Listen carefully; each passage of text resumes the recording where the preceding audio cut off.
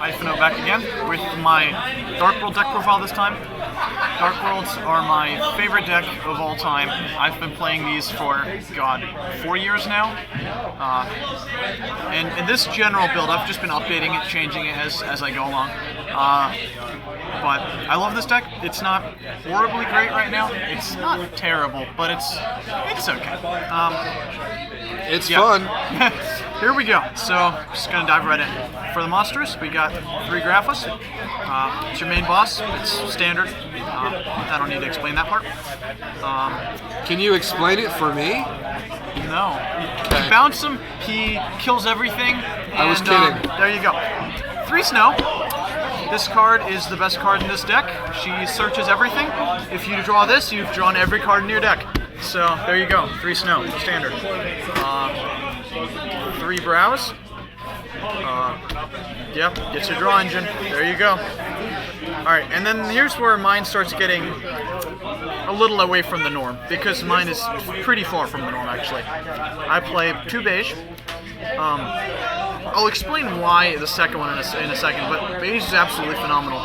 I actually search him a lot via Snow. He's the single most reliable way to bounce Grapha, because you can normal summon him, and you can special summon him, which no other monster has the property of being able to do both. And he becomes a 1900 beater, which is really big. So, Beige is amazing. 2 of him. And then we got 2 Sylvas. He's great. However, yeah, I'll explain in just a second. The next card is going to explain why the second Beige and why the 2 Sylphas. You might already guess it, but this is a Raven build, so 2 Ravens. My reason for this is it's a bit weird. Raven takes pressure off of Grapha. He gives you a lot of utility with your synchros. That's why you need the second Beige, and that's why you need the Sylvas, because he makes easy 8s and easy 7s. And oftentimes you'll dump multiples, so you'll make 7s with the Beige. And you generally you need a second one, because you want to keep one around at all times for bouncing. And the other one you'll be using for the synchro plays. But from what I found, the way people play against Dark Worlds is they'll target the Graphas, they'll try to get those away as fast as possible. They'll try to banish them, remove them, whatever they can. And once they've spent all their resources removing Grapha, you can just drop Raven and say, okay, it's fine, you're out of resources, I don't need Grapha anymore. Grapha's harassed you enough, I can now summon Raven, make a Synchro boss or something else, or I can just pump Raven up and make him really big by dropping a lot of guys. So, people don't expect him, people don't play to counter him, so because of that, it's like playing a rogue deck within a rogue deck. It gives you a lot of advantage that way. And then finally, another thing that's not exactly standard is I actually play 3 tour guides instead of just 2. And that's because, well, she's never a dead draw. I usually use 1 every single duel for Alucard, 1 for Levier, and then the third one is my I don't have anything else to play right now card, so I use it to go into my Fortune Gem. So there you go. That's it for the monsters. 18 monsters, I believe, unless I can't count, which I'm not going to rule that out. 18. What? I counted for you, it's 18. Yeah, good, cool, good stuff. Moving on to the spells. We've got the triple gates. It's broken. You plus off of it like mad. Yeah. Triple dealings. Once again, it's a very reliable discarding outlet. Lets you plus, lets you draw. It's great. Play 3. You need 3. Triple drag down. I hate dragged down. It can leave you with a little bit awkward plays at times. But the thing is, and this is why I don't think it's an issue to play the Ravens or the Tour Guides, is the Raven himself is a discard outlet, so he won't clash with drag down really. And the Tour Guide results in another utility or boss Xyz monster. So if you have both of them in hand, like one of the non-Dark Worlds plus drag down, you're not stuck. You can still summon things. You can keep playing. It lets you scout your opponent's hand, lets you disrupt their plays, lets you draw cards. Great card. Double Soul Charge. 3 is too much, 2 is phenomenal. Generally, you only pay 2,000. You bring back your double snows, you bounce them both to make 2 Graphas, you make a rank 8, or you can bring back a Raven and something else maybe. This card is absolutely fantastic. It gives you, since this build is already going for utility, the soul charge can just get off you so much more. It's absolutely fantastic. Triple MSD.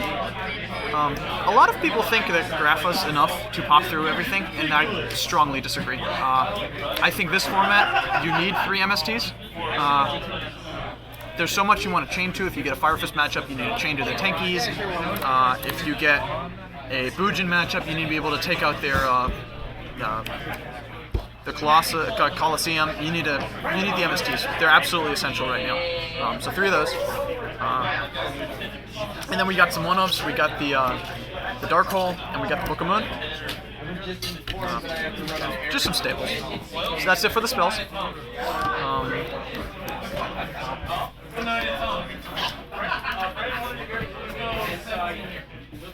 Alright, now to get into the traps. This is where my deck differentiates the most from the standard. Alright, I play 2 Mind Crushes. You get so much scouting in this deck, and plus so many people are searching right now. Mind Crush is just amazing. And even if you don't have anything to call, you can just intentionally call wrong to scout their hand as well as get a discard. So there's a lot you can do with this card. Double Breakthrough. You can't run Veilers in this deck because they would clash with your drag downs. I prefer this over Chain because certain cards like Ophion can completely shut you down. So you need more. If they go Ophion and you break through and they use their lance or use their infestation, you're fucked. I mean, if you're trying to use Chain, with Breakthrough you can just try again next turn by banishing it, and they probably won't have an answer the second time. And then the one-ups: 1 Solemn Warning, 1 Deck Devi, 1 Eradicator, and 1 Compulse. Again, these are very multi-purpose. Something I frequently find myself doing is using these to protect Grapha. Like, I'll attack into back row, I'll wait for them to activate like a Deep Prison or something, and then I can just sacrifice Grapha using one of the viruses in order to protect them. So there's a lot of utility you get from these cards. So that's it for the main deck.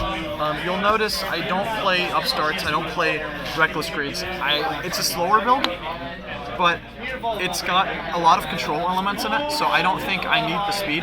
I never find myself in a position where it's just like, I need more cards, I need more things.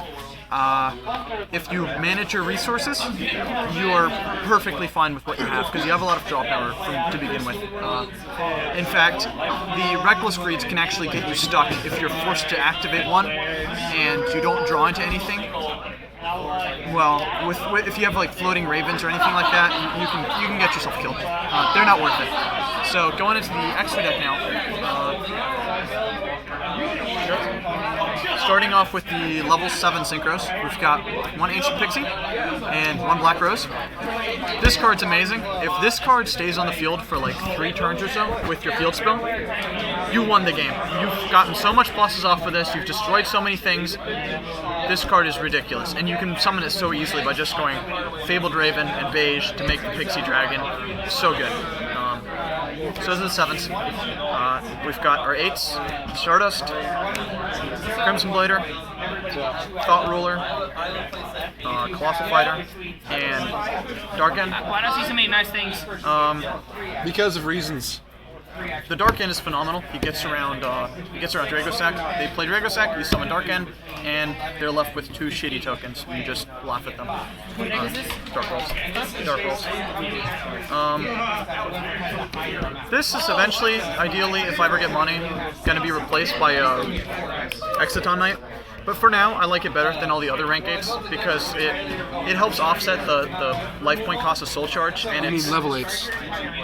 You real said level rank 8s. 8s. Yeah, ranks, level, fucking whatever. I just want to be a troll, sorry. I see how it is. I also like the idea of a Synchro monster that can just easily protect itself. So, if your opponent tries to target him with shenanigans, like, a lot of monsters will just get compulsed right away. He can just say no, and he's good to go. I don't wanna. Yeah. So that's the level 8s.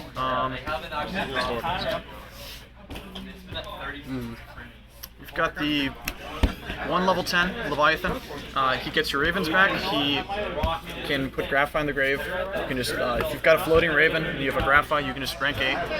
Level 10. And the floating ravens are a huge potential liability. You can take a lot of damage because people can just crank out a boss and just hit you for like 2,000 or so because he doesn't have any attack. So he helps fix that. Also, if he dies, he goes back to your extra deck, so you can keep recycling this guy as well as all your ravens and just do a lot of bullshit with him. And you can search the Graphas. You get your ravens all the time because you've got a lot of draw power, so you'll make this guy like twice a duel. I'm totally gonna jump in here for a second. Yeah. Why don't you run Leo? I just want to hear from the Dark World Master. Because I don't have space. Fair enough. And he's better. Like he's 3,000. So he'll get over everything. With the gates, he's 33. Right. So you can just crash him into things. And people sit behind like crazy boxes and garbage like that. They'll be like, oh, it's crazy box. He's 3,000. You can't do anything. I'll just suicide into him, get this guy back, get the ravens back, and just be like, okay. Well, Leo's 31. If you had room, would you run it? If I had room, probably. Okay. Just wanted to know. Yeah. No, he's great. He's just space is tight, and I need him more. Like he's really necessary. Oh yeah. And then the last one, the Star Eater. Oh yeah. Putting a raven putting a raven at 3 is very common. Like what happens a lot is you'll have like some Dark World monster like a Vanguard or a Warlord on the field. You'll go raven, you'll dump your Grapha or your other monster, and you'll bounce it for the Grapha. At this point, if you can't kill them, if you're at low life or something, you could die to the floating Raven. This is for protecting Raven more it is than anything else, because the 3 plus the 8 is 11. Summons this guy. He's great, does some stuff, but it's really about not leaving Raven on the board, because if you have a 4 Raven, you can usually level 8, so that's not an issue. It's 3 that puts you in an awkward spot. So this fixes that. I didn't play this for a long time, but it saves you. So that's the synchros. Then for the exceeds, you got the rank 3s. 1 tempo for Ophion and other shenanigans, mainly for Ophion, because if you don't have him, you just kind of lose instantly. Fortune Tune. I prefer this over Zen mains because he can't be targeted. Every single time I summon Zen mains, people can pulse it right away. And it's like, okay, well, That was useful. yeah, it's like, great, awesome. I'm glad I didn't actually need that monster right now. Fortune Tune is really underrated. Yeah, I love this card. So there you go. That's Fortune Tune. You get your tour guides back. You don't really need them. You have 3. So that's like a side thing. Throw a brown Levier. back in. This one's amazing. Levier is like the best thing ever. You banish your snow or your raven as fast as you can. You Levier it back. Not the raven. You can use Leviathan to get the raven back. But you banish your snow, bring him back, bounce the snow for a Grapha, and you get to search again. It's awesome. And then the last one, Alucard, hops through back row. You summon him like every game. It's fantastic. So that's the rank 3s. And then you got your rank 8s. You got your Zombie Stein, and you got your Felgrand. I summon this more than Felgrand, because he can just negate anything. If it resolves on the field, he can stop it. It's not just monsters. If they try to resolve some kind of spell, you can just ditch something, you can send a Grapha to the grave, and he's good to go. And he's a dark, so if they try to kill him when he's at 1,000, you can just sacrifice him off for a virus or something like that. Similarly with this guy, if you kill their Dragosac, he's still at 21, so you can use him as a DDB target afterwards. Or you can actually just rank into one of these guys with a Grapha, because he is level 8. So there you go. That's the extra deck. And then for the very last thing, the side deck.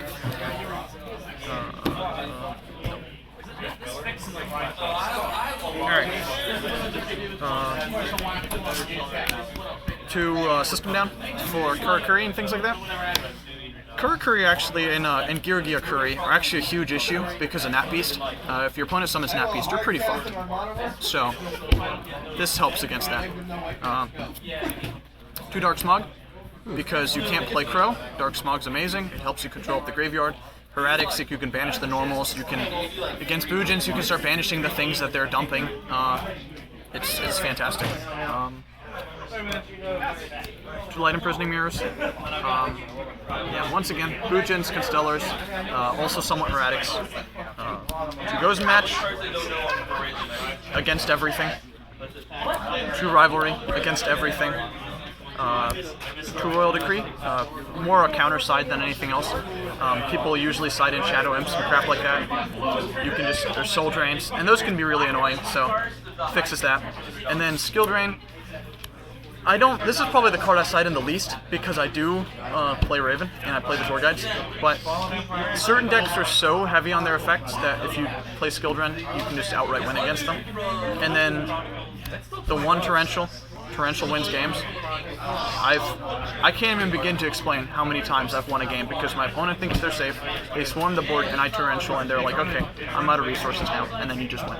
Because you can usually summon a Grapha somehow or do some junk. So, there you go. That's everything. Main deck is 42 cards right now, and everything else is 15. There you go.